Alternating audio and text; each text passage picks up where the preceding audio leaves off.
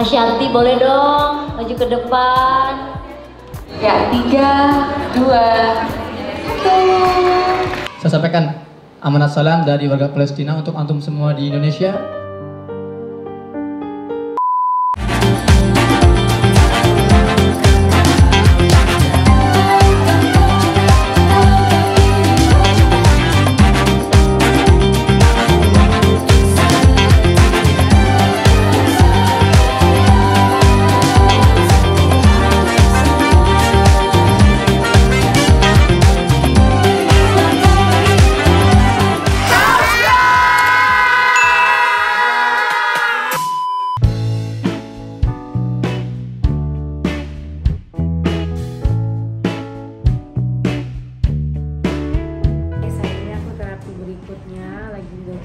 Di Bintaro.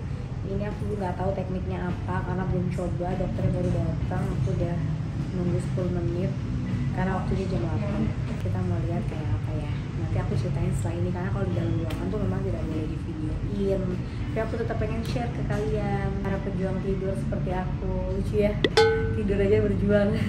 Insya Allah nggak apa, tetap semangat.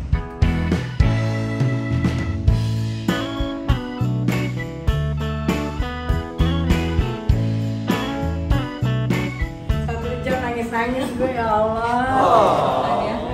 Makasih ya dok. Makasih ya dok. Thank you dok. Jadi guys, yang ini nanti aku ceritain di story Instagramku ya. Aku tuh nggak disuruh. Jadi ini kayak lebih ke hipnoterapi. Aku suruh duduk, dipegang beberapa titiknya. Pertama aku dicek dulu. Ada yang dicek-cek gitu dari tangan kita. Terus udah gitu, aku nggak disuruh ngomong. Padahal aku bilang dok, aku nggak pengen.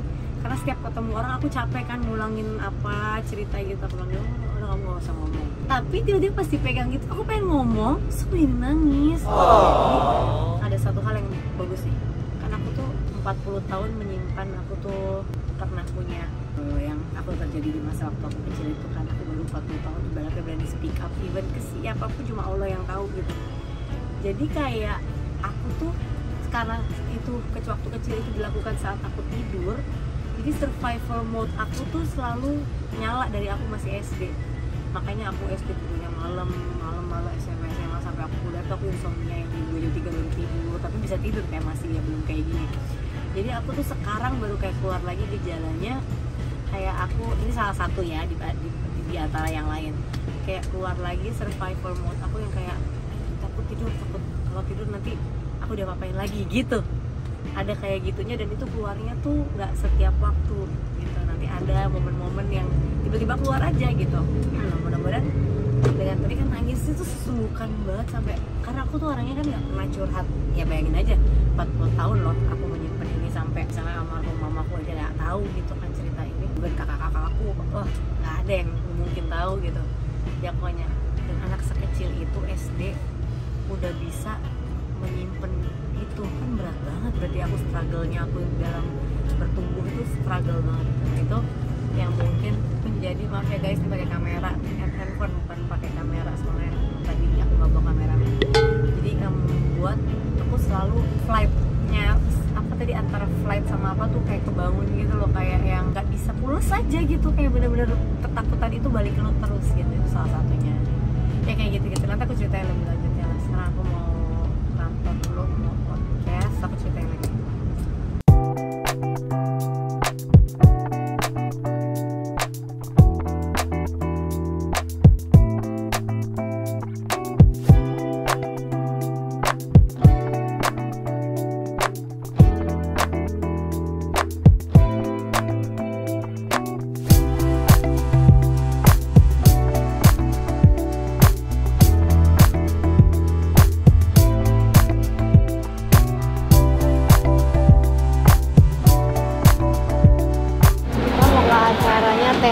Guys, udah selesai ya. Pakai bajunya harus warna peach. Masuk dulu ya.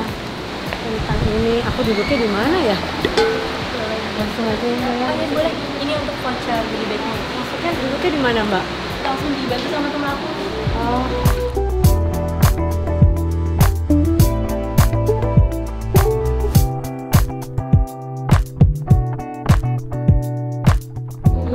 Santi Kamula di sebelah itu. Asyati boleh menempati kursi ya.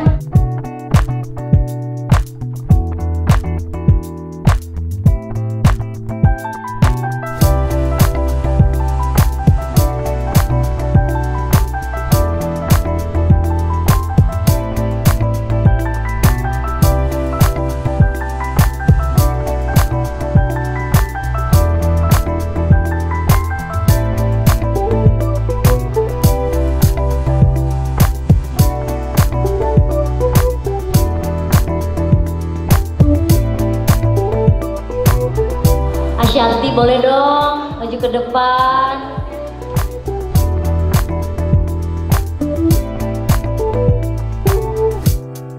Baik, kita hitung bersama-sama ya.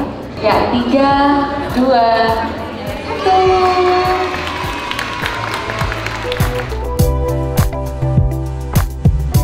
Berkah terus suami, berkah menjaga. Amin, berkah selalu ya. So, everyone raise your glass. Oke, 3, 2, 1. Gimana rasanya? Yeay, congratulations. Semoga berkah, lancar, cantik, glowing semuanya deh pokoknya ya.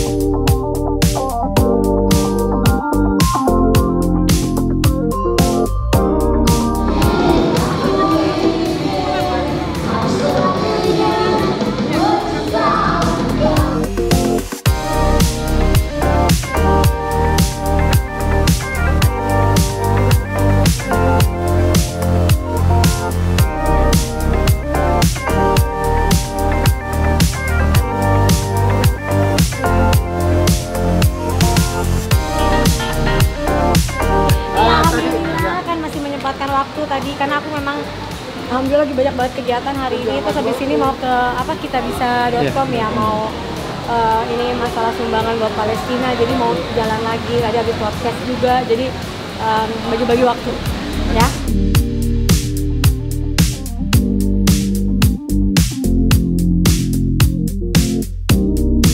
Udah selesai tadi sama acaranya Tembulan. Selamat, semoga sukses bisnisnya, lancar, dan Mas Dani juga cepet sehat. Tadi sekolah lagi kurang sehat badannya. Dan sekarang aku mau ke satu tempat lagi, itu di ya Kita Bisa. Ini mau ada sesuatu acara.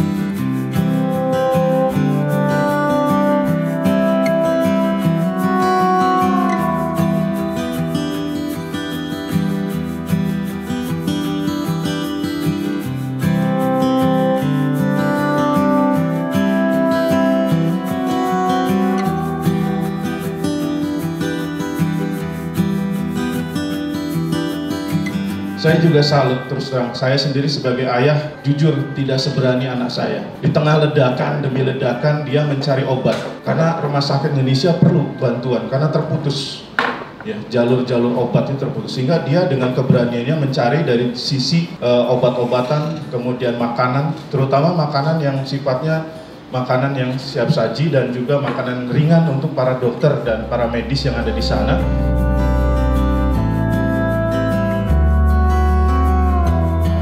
Kami rencana, saya sendiri insya Allah mohon doanya akan berangkat sebagai tim engineer, dan juga ada tim medis yang akan berangkat sekitar 6-10 orang. Rencana kita ke sana adalah sasaran utama adalah perbaikan wisma kita, karena kita punya wisma di sana, wisma Indonesia. Jadi bapak-bapak, ibu-ibu, kita kalau sampai di Gaza ada wismanya disediakan. Kemudian perbaikan rumah sakit, dan juga ada rencana pembangunan rumah sakit Indonesia tahap ketiga. Kemudian untuk total yang perlu dirawat itu ada sekitar data yang terakhir itu sekitar 500 orang. Sementara daya tampung kita tahap pertama saja baru 110 tempat tidur. Kemudian tahap kedua 325 tempat tidur. Orang-orang yang sakit itu terlantar di lantai-lantai dan sebagainya, penuh rumah sakit itu.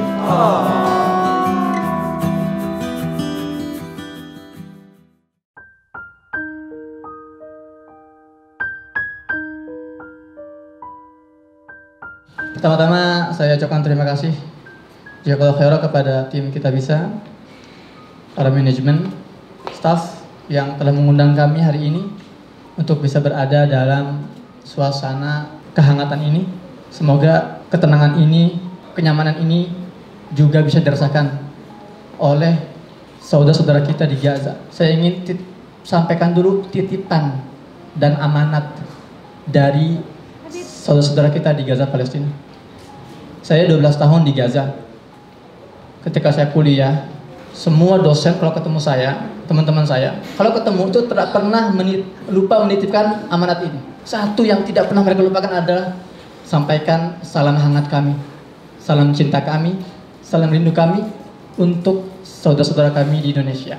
Maka dari itu, pada kesempatan yang berbahagia ini, saya sampaikan amanat salam dari warga Palestina untuk antum semua di Indonesia dengan ucapan salam, Assalamualaikum warahmatullahi wabarakatuh.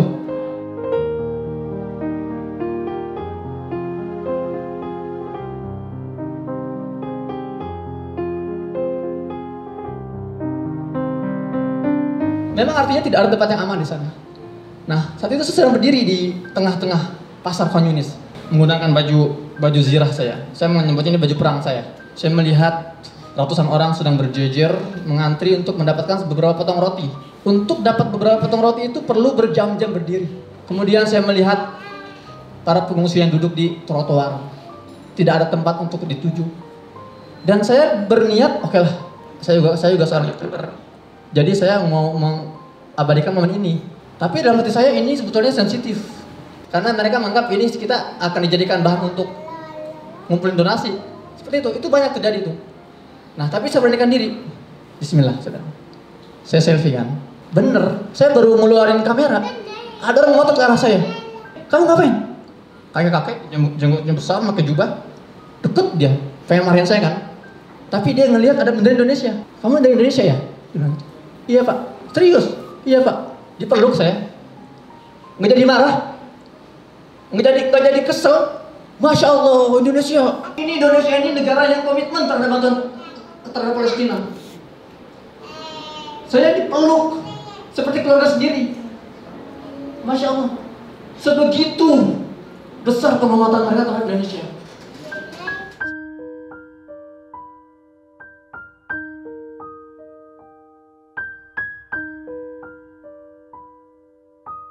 Meskipun seluruh dunia meninggalkan Gaza, meskipun seluruh negara memblokade Gaza, demi Allah, ada 200 juta umat Islam Indonesia yang tidak akan pernah tinggalkan kalian sendirian. Takbir! Dan ini yang membuat saya bertahan selama di Gaza 12 tahun. Alhamdulillah.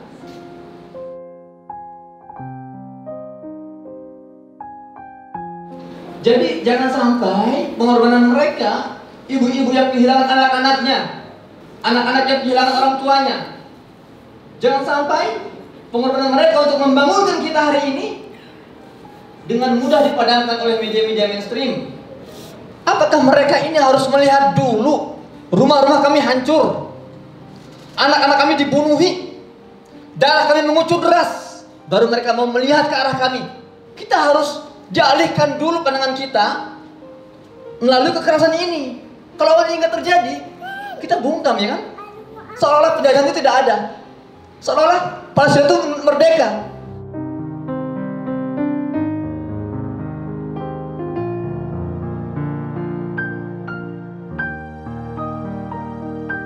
Lima hari pertama saya tinggal bersama teman-teman Mercy di Wisma Indonesia, karena kebetulan saat itu saya lagi berkunjung ke sana dan saya terjebak oleh hari perang. Saya bersama mereka di sana, saya menyambut setiap hari itu ratusan jenazah anak-anak dan wanita yang tidak bisa ditampung oleh kamar mayat.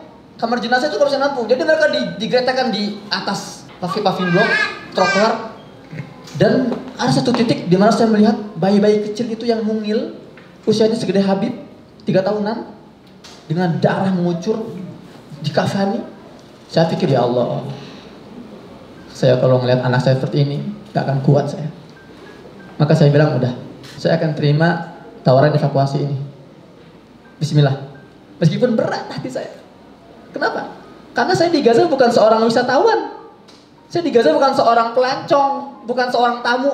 Saya sudah menjadi warga Gaza. Istri saya, Neng Jinan, ini orang Gaza, orang Palestina. Jadi hari ini saya punya 2 keluarga. Keluarga di Indonesia dan keluarga di Gaza. Ketika saya melangkah keluar, remuk hati saya karena harus meninggalkan keluarga saya di sana. Saya senang sekali melihat Bapak Ibu semua, Masya Allah. Ini adalah sebuah bukti bahwa isu Palestina adalah isu yang menyatukan kita semua. Kita bicara Palestina, alhamdulillah, semua bersatu. Tidak hanya umat Islam, tapi seluruh umat manusia. Kita doakan juga semoga warga Gaza bisa merasakan, bisa menghirup udara kebebasan secepat mungkin. Dan semoga semua yang antum semua persembahkan, kita persembahkan semua, bisa dicatat oleh Allah Ta'ala sebagai amal jariyah yang memperberat timbangan amal kita semua, untuk kemudian kita dikumpulkan di surga bersama para anbiya, para syuhada, para salihin, para siddiqin, wa hasuna ulaika rafiqa. Akhir qali hada, astaghfirullah li wa lakum. Assalamualaikum warahmatullahi wabarakatuh.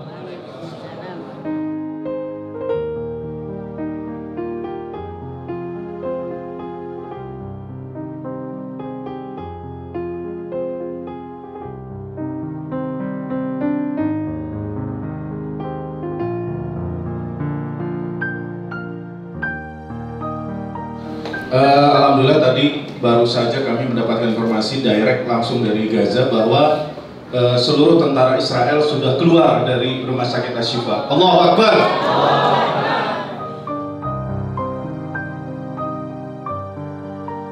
Banyak banget lihat beredar video-video anak-anak yang dalam artian tuh cacat. Aku pengen tahu gimana sih untuk bantuan anak-anak, terutama balita di sana. Apakah banyak seperti panti asuhan atau dari rumah sakit atau dari relawan, itu penanganannya kayak gimana ya Ustaz? Saya bicara korban-korban yang disabilitas ya, cacat gitu. Itu ada sebuah rumah sakit yang dibangun oleh pemerintah Qatar. khusus untuk memberikan bagian-bagian tubuh baru gitu ya, buatan. Nah, alhamdulillah meskipun dalam serangan kali ini itu bom rumah sakit itu juga dibom, rumah sakit dibom saat ini. Di Gaza ada satu rumah namanya itu Al-Amal, itu satu-satunya panti asuhan dan itu gak banyak isinya. Kenapa? Karena orang Gaza ini masya Allah ya, keluarganya kuat ya. Bagi mereka daripada saya kirimkan ke panti asuhan, saya aja yang handle meskipun itu saudara jauh.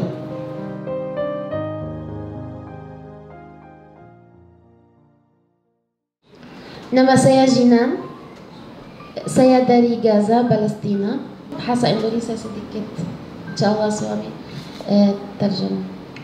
ولكن في الحقيقة أنا لست موجودة، يعني أنا هنا جسدا فقط، روحي وعقلي وقلبي لا يزالون موجودون في غزة. Pertama mungkin yang tampak di hadapan semua bahwa Neng Jinan di sini ada di tengah-tengah kita, tapi jasad, tetapi ruhnya, pikirannya, hatinya ini sekarang masih di Gaza. Dan Jinan ini kemana-mana membawa sesuatu, apa namanya kan, itu artinya harta karun ya, harta karun yang akan terus dia bawa ya, sampai Palestina merdeka. مفتاح بيتي الذي خرجت منه وأنا لا أعرف هل هو ما زال قائما أم هدم، ولكنني الذي أعرفه حتى تتحرر فلسطين وحتى نعود لبيوتنا إن شاء الله. Dalam peristiwa Nakbah tahun 48 itu warga Palestina saat itu diusir dari rumah mereka sambil membawa kunci-kunci rumah mereka dengan harapan mereka akan kembali suatu hari. Jadi sekarang di Gaza ini banyak nenek-nenek yang masih hidup memegang kunci rumah mereka dengan harapan bahwa saya punya rumah di sana dan saya pasti akan kembali. Maka ini sudah menjadi tradisi di warga Gaza. Silakan keluar rumah sementara, bawa kunci rumah, jangan dihilangkan. Karena cepat atau lambat kita pasti kembali ke rumah kami, ke rumah kita, dan penjajahan itu pasti akan pergi dari tanah kita. Amin. ريم قبل أن تنزح من الشمال إلى الجنوب عبر الممر الآمن الذي قالت إسرائيل أنه ممر آمن، لم يتحمل صوته وقام بقمصه وقال لأمي اتركيه وامشي.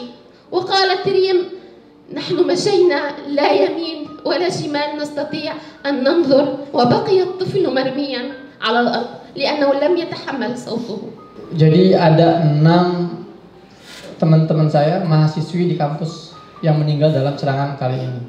Satu di antaranya yang terakhir namanya Rim. Rim ini sahabatnya Jinan. Dari 5 orang yang meninggal ini, dia tinggal di wilayah utara. Terpaksa harus mengungsi ke selatan, berjalan kaki melalui jalur yang diklaim oleh Israel adalah jalur aman. Pada postingan terakhirnya Rim sebelum dia dibunuh oleh serangan udara, dia menulis apa dia bilang, saya tidak pernah melihat atau mendengar peristiwa seperti ini. Saya berjalan bersama seorang ibu. Ibu itu membawa anak yang menggendong anaknya yang masih bayi. Sepanjang jalan itu anak bayi ini menangis. Menangis mungkin karena kelaparan, karena kehausan, kepanasan. Dan saat itu di kanan kiri itu ada banyak sniper dan tank-tank baja. Kata Rim ini, salah seorang sniper itu terganggu dengan suara tangisan si bayi. Sampai akhirnya dibunuh, ditembak. Hanya karena terganggu oleh suara tangisan si bayi. Jadi sang ibu ini terpaksa melanjutkan perjalanannya ke wilayah selatan untuk ke tempat pengungsian. Dan temannya Neng Jinan ini, Rim ini, sampai ke wilayah selatan meninggal dalam serangan udara Israel. Kata Neng Jinan, mungkin ya sebagian hati saya sedih, tapi sebagian yang lain bahagia. Karena Jinan yakin bahwa Rim ini sekarang sedang berada di tempat yang jauh lebih mulia, jauh dari rasa sakit, jauh dari peristiwa-peristiwa yang dia lihat selama ini, jauh dari blokade, jauh dari suara-suara bom. Poin penting kata Neng Jinan, dia bilang apa? Sebetulnya yang meninggal itu mereka adalah yang selamat. Jadi yang syahid adalah mereka orang yang selamat. Kita yang masih selamat inilah yang sebetulnya kita korban. Karena mereka ini yang sudah syahid ini adalah orang-orang yang Allah selamatkan dari musibah yang sedang mereka hadapi di Gaza. ورسالتي الأخيرة التي أحملها لكم لم أكن أرى الحياة. يعني عندما عدت إلى إندونيسيا وأن تستمروا في النضال عن القضية الفلسطينية، وجهادكم هو واجب عليكم ليس وأن تجتهدوا أكثر لأن هذا هو سلاحكم معنا. Terakhir, pesan yang ingin disampaikan oleh Neng Jinan dan juga harapan dia bahwa kita sama-sama berjuang. Ibu-ibu di Palestina berjuang sampai kehilangan anak-anaknya. Para ayah berjuang sampai kehilangan seluruh anggota keluarganya. Warga Palestina memperjuangkan Masjidil Aqsa dengan darah dan dengan nyawa. Punya siapa Masjidil Aqsa ini? Punya orang Palestina? Bukan. Punya kita semua. Punya seluruh umat Islam. Maka dari itu sama-sama berjuang. Kalau perjuangan di Gaza ini berdarah-darah, maka perjuangan teman-teman di sini adalah apa? Adalah mengedukasi seluruh follower-followernya. Semakin banyak antum punya follower, semakin besar tanggung jawab antum. Semakin besar antum akan ditanya oleh Allah Ta'ala. Apa yang antum lakukan akan diikuti oleh follower-follower antum semua. Maka dari itu manfaatkan follower-follower ini, jumlah follower ini untuk media perjuangan antum semua. Lanjutkan perjuangan ini sampai Palestina merdeka, sampai Masjidil Aqsa terbebas dari kotornya tangan-tangan penjajahan. Ya demikian, saya kembalikan ke Mas.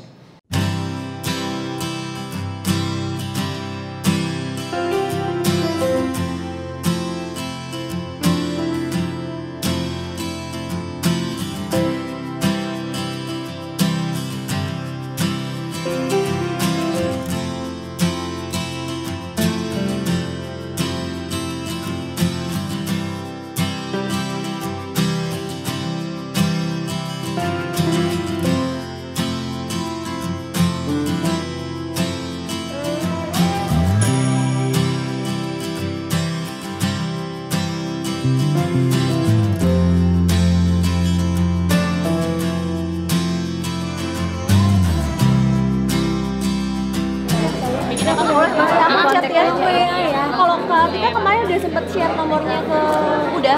Oh oke. Sekali lagi.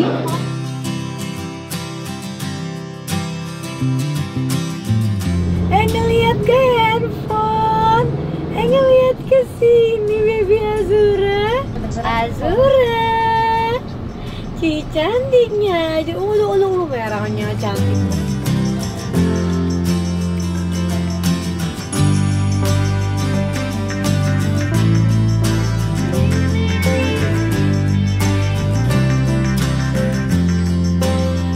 Guys, udah selesai beberapa acara hari ini. Sekarang mau nyampe Cinere karena besok aku ada acara di Cinere. Jadinya itu aja. Tadi seneng banget. Aku kan memang mau donasi yang hasil pre-love aku itu, mudah-mudahan bisa tersalurkan dengan baik. Paling itu aja. Senang banget tadi, aku juga sedih banget dengar ceritanya yang istrinya Ustadz tadi, namanya ibu ya Mijan ya. Nija, aku sorry maaf takut salah. Sedih banget pas dia cerita tuh, aku langsung nangis, langsung ke air mataku kayak ngembeng. Aku bisa ngerasain gimana sih namanya kita jauh dari kampung halaman, jasad kita tuh ada di sini badannya, tapi hati kita tuh, nyawa kita tuh nggak di sini gitu loh. Itu yang paling sedih. Dan dengar cerita temennya dia yang meninggal, yang orang tua di perjalanan meninggal terus anaknya ditinggal begitu aja, itu yang berat banget sih. Hartanya cuma kunci rumah, dan kalau rumahnya masih ada, kalau udah hancur gimana? Ya Allah, kita beruntung ya masih hidup di sini, masih bisa beraktivitas. Kita ternyata ada di sana orang yang lagi bener-bener memperjuangkan hidupnya gitu. Kita berdoa semoga Palestina segera merdeka. Hati-hati